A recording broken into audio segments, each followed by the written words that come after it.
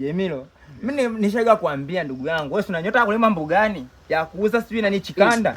Jemilo, mimi na nyota wewe. Wake za watu wananikubali. Wewe kuna mke hapo kwa wake za watu waisee, kuwa makini ndugu yangu. Unyonge wao mpaka lini Jemilo? Unyonge wako mpaka lini ndugu yangu? Wewe ni rafiki yangu. Siwezi nikakubali upotee. Rafiki yako watakuja kukubaka wewe. Waacha wewe, kuna watu wakubakwa. Mimi kuna mke wa mtu namkamia. Shughuli kitandana anaionyesha kweli. Nakwambia huyo mke wa mtu sasa mali zake analeta TV na TV 32. Alishaga nisaidia. Huyu ujenzi wa nyumba mbona anafanya yule ambao anaiba hela kwa mume wake ananiletea. Unaona faida hapo nasema ngoja kwanza. Tatizo natililika sasa. Unajua hapo unaniogopesha kijana. Na kuogopesha je? Mimi ndio wewe uoga wako Jemilo. Simama wewe, mke wangu ndio mwenyewe hapa. Wewe ana shida.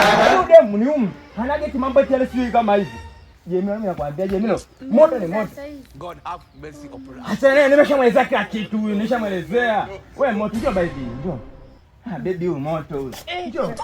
Nitulia watu wanajua kila kitu kwamba yani wewe kutunataka dige. Nimemwelezea kwamba dile TV umenipa wewe. Nimemwelezea dile bufu umenipa wewe. Nimemwelezea najua yangu tumetoka sema. Wewe, hapo acha ngoja tulia hapa. Baby. No.